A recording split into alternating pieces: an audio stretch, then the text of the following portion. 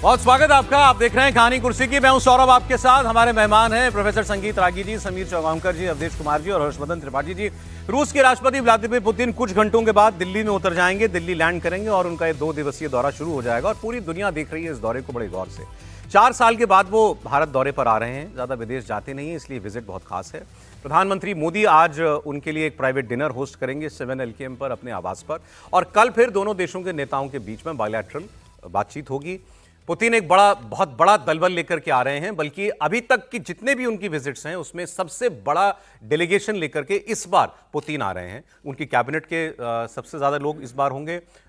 70-80 business से जुड़े हुए लोग जो हैं वो इस डेलीगेशन का हिस्सा होने जा रहे हैं। उनके सबसे बड़े बैंक के अधिकारी आ रहे हैं और उनकी बड़ी तेल कंपनियां जिन पर प्रतिबंध लगाया हुआ अमेरिका ने, उनके प्रतिनिधि भी आ रहे हैं।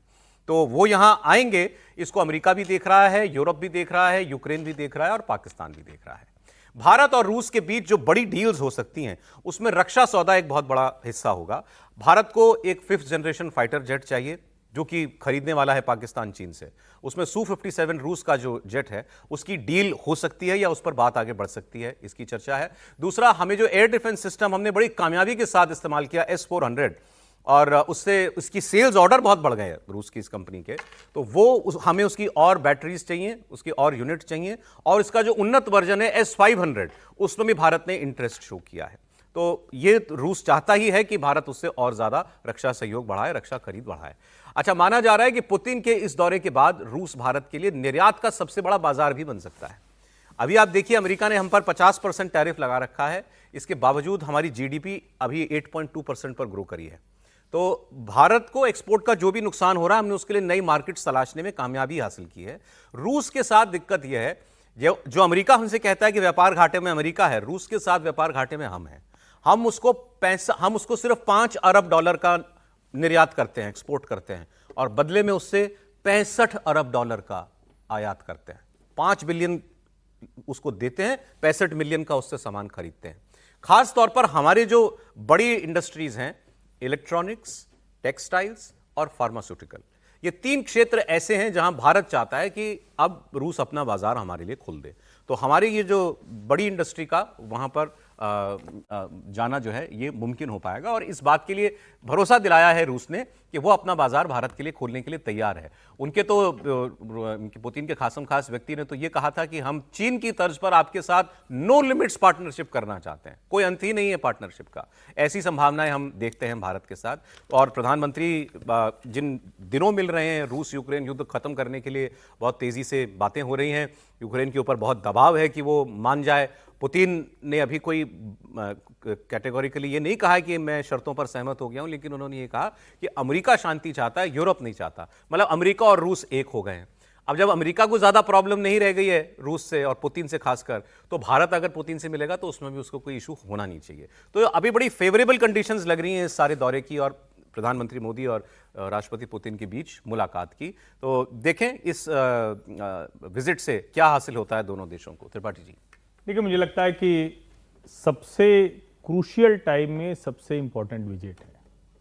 भारत को जिस तरह की चुनौतियां हैं, चाहे वो आप इकोनॉमिक चुनौतियां कहें, जियोपॉलिटिकल इक्वेशंस कहें, या जिसको हम बार बार कहते हैं कि भारत की प्रतिष्ठा जो वर्ल्ड लीडर के तौर पर है वो कैसे स्थापित हुई। रशिया, चाइना और अमेरिका ये अलग अलग ध्रुव हैं। उसमें रशिया, चाइना एक दूसरे के साथ मजबूरी के दोस्त हैं। भारत के लोग भूल जाते हैं, इसलिए बार बार याद दिलाना है कि रशिया चाइना इसलिए दोस्त हैं क्योंकि दोनों को और कोई नहीं पूछता है। दोनों को ट्रेन से आने वाला, अपने तरह हेयर कट रखने वाला वो किम जोंग उन और कोई नहीं मिलता है, तो इसलिए वो दोस्त हैं।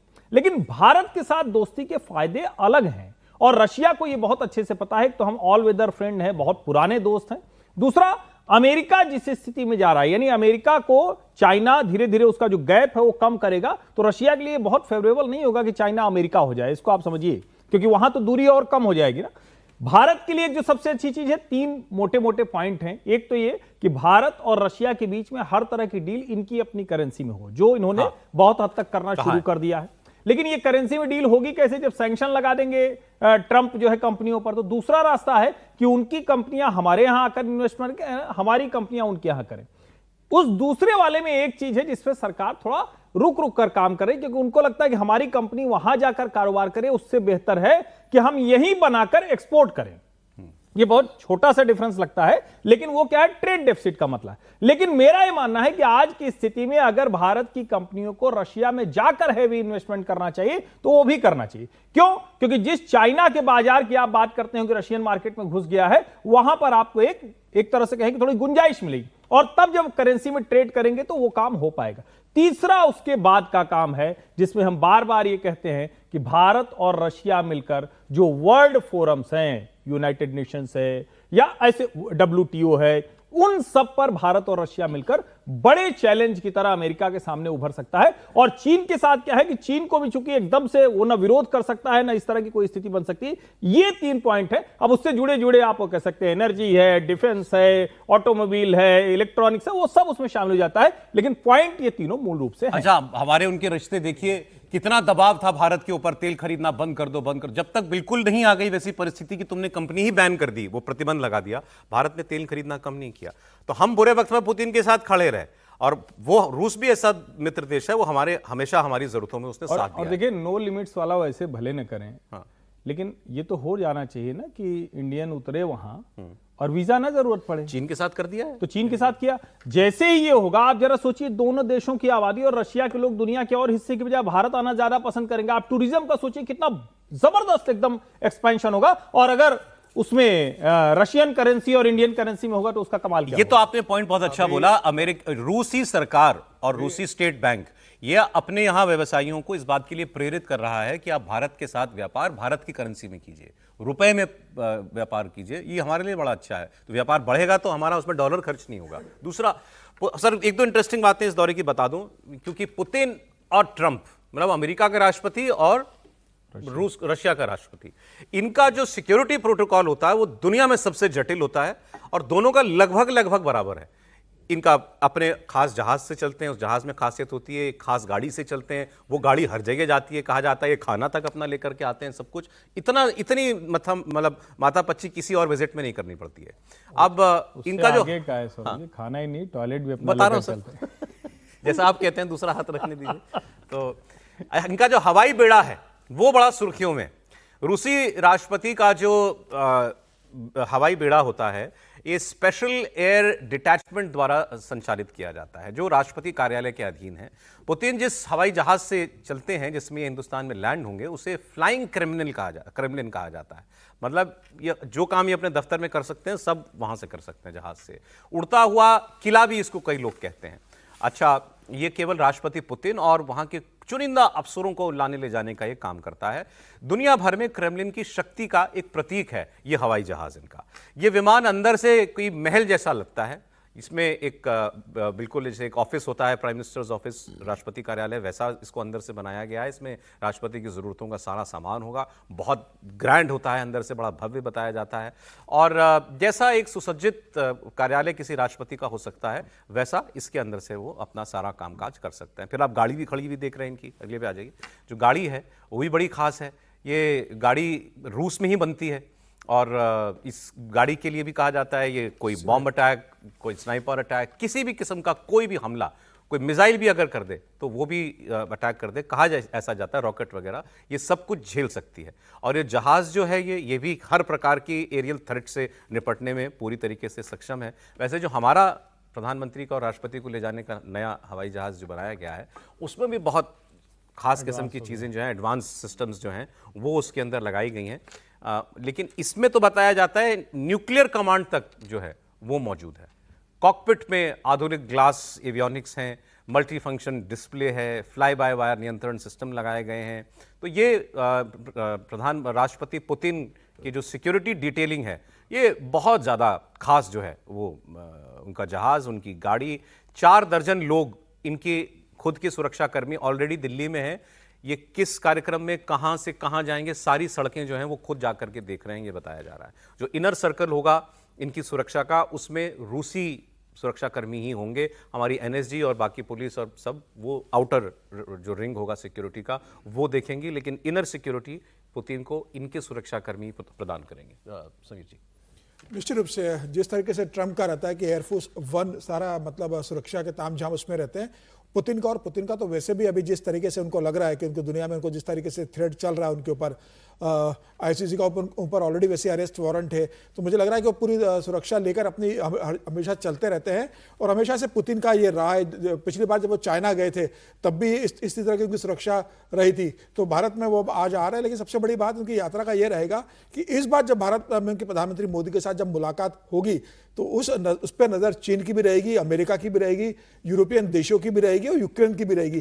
क्या भारत इस बार रूस के साथ बहुत खुलकर सारे बिजनेस डील करने वाला है? क्योंकि भारत जितना रूस के साथ जुड़ेगा और जितने बड़े बिजनेस करेगा, मुझे लगता है उतना अमेरिका के ट्रम्प जिन्होंने 25% एक्स्ट्रा टैरिफ लगा दिया था तेल के कारण, तो क्या भारत तेल का जो आयात भारत ने कम कर दिया, क्या वापस तेल को लेके कोई नई घोषणा भारत कर सकता है?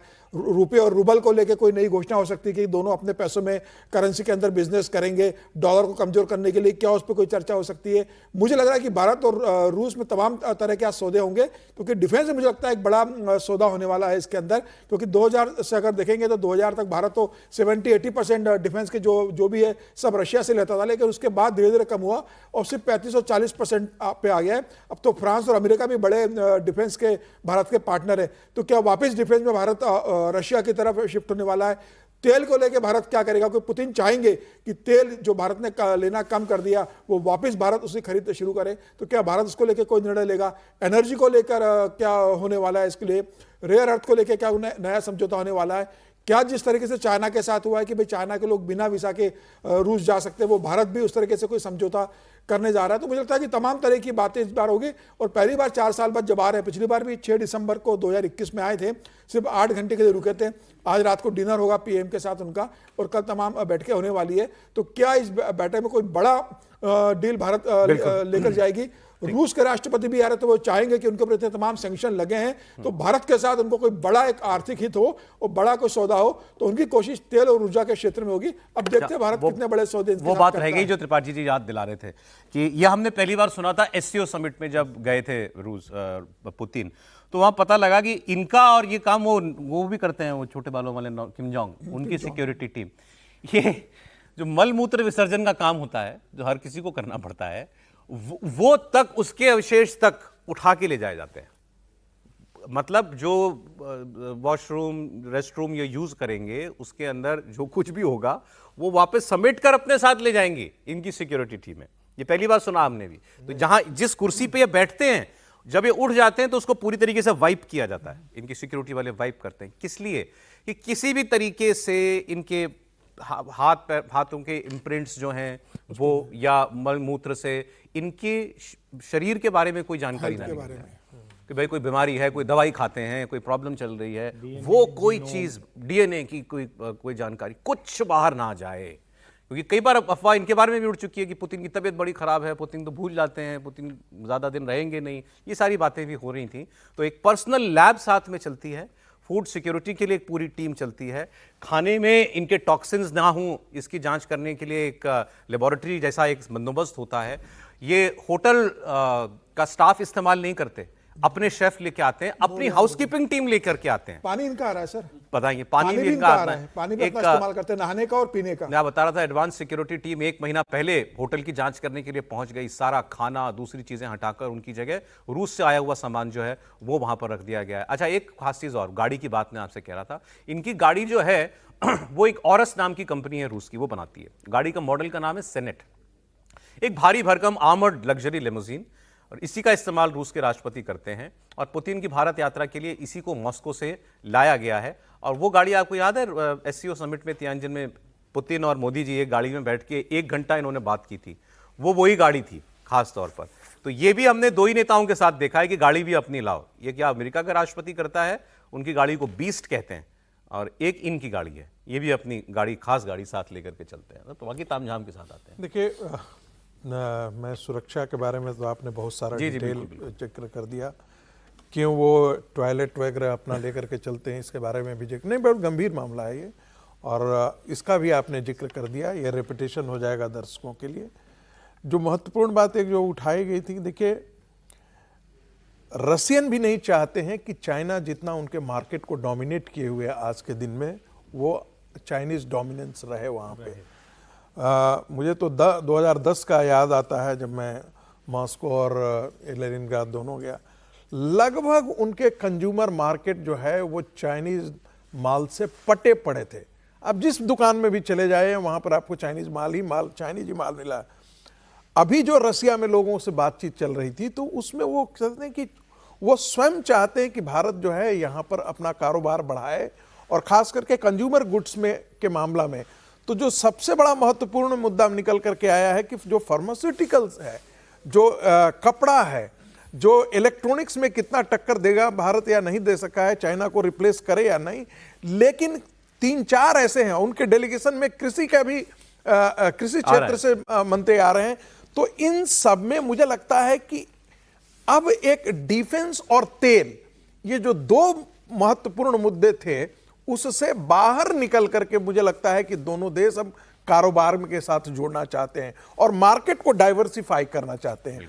दूसरी बात जो है, रूस जरूर चाहता है कि चीन और भारत एक साथ, तीनों हम एक साथ आकर के खड़े हो जाएं, लेकिन चीन की इसमें दिलचस्पी नहीं होगी।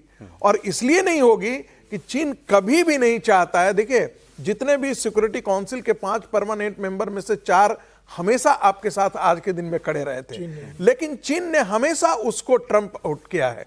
तो आने वाले दिनों में चीन कभी नहीं चाहता है, चीन हमेशा चाहता है कि भारत जो है वो एक क्षेत्रीय ताकत तो रहे, भारत एक वैश्विक ताकत के रूप में उभर करके उसका कॉम्पिटिटर ग्लोबल स्तर पर बने, वो नहीं चाहता है। और भारत आज के दिन में वही चाहता है।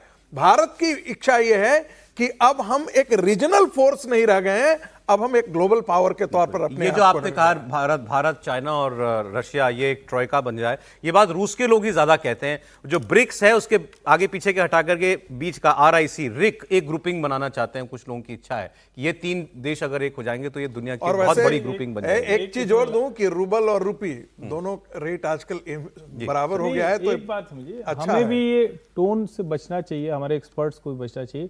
हम कोई डॉलर डोमिनेंस के खिलाफ नहीं कोई ग्रुपिंग कर रहे हैं, ये बार बार समझिए, इसने बड़ा मुश्किल खड़ी की है।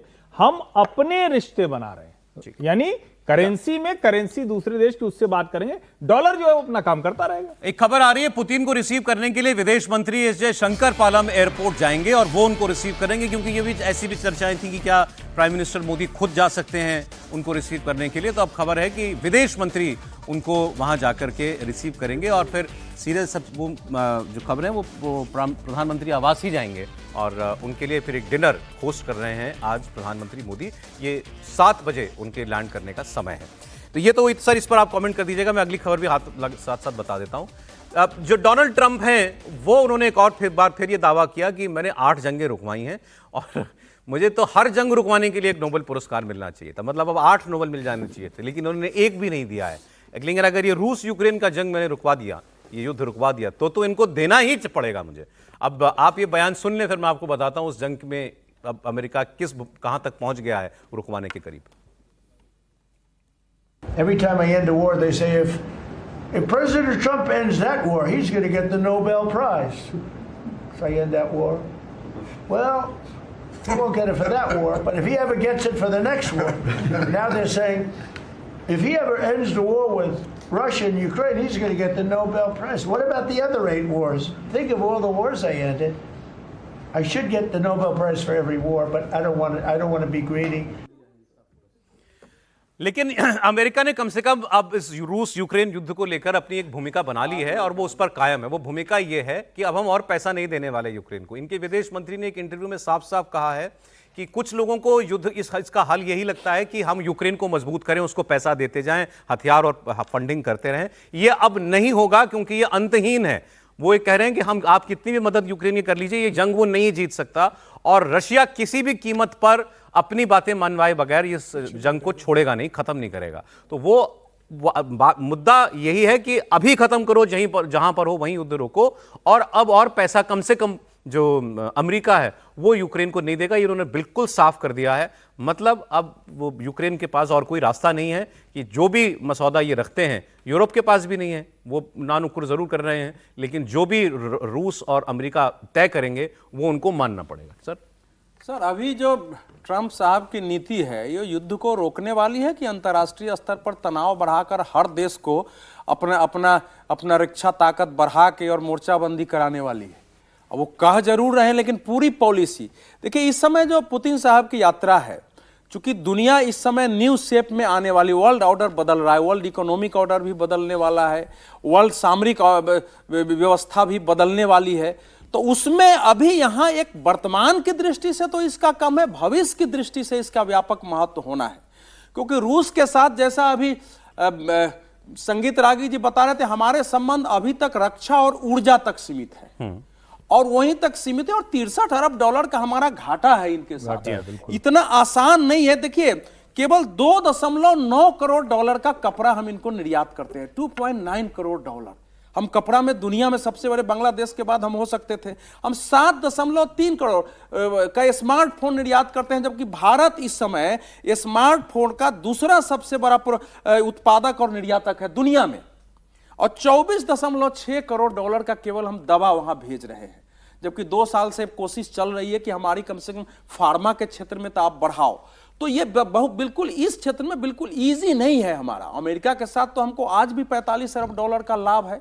ट्रंप लेकिन जिस ढंग से भारत को एक प्रकार से उसकी प्रतिष्ठा के साथ खिलवाड़ कर रहे हैं, और भारत पर वो जो उनके टैरिफ बढ़ाने के बाद हमको भरपाई करनी है, लेकिन ये लॉन्ग टर्म का ही हो सकता है। ये है इस समय का जो उनकी यात्रा है, जो जितने 75 वो अपने देश के बड़े व्यापारियों को लेके आए हैं, जैसा कहा गया कि आर्थिक विभाग से जुड़े सारे मंत्री ब्यूरोक्रेट्स आए हुए हैं ताकि इस बार कुछ निकाल के ले जाए, इसमें भारत की भी भूमिका है। लेकिन हमको भारत को यह मानना है कि भारत अमेरिका के साथ हम चीन और रूस की तरह दुश्मनी की दिशा में नहीं जाने वाले। हमारे द्विपक्षीय संबंध होंगे और हम अंतर्राष्ट्रीय व्यवस्था में हम शांतिपूर्ण सह अस्तित्व के, हम हमेशा भारत का एक सिद्धांत रहा है, उस पर हम चलेंगे, अपने डिफेंस को मजबूत करेंगे। तो अगले 2 दिन सबसे बड़ी खबर यही रहेगी, राष्ट्रपति पुतिन का भारत दौरा।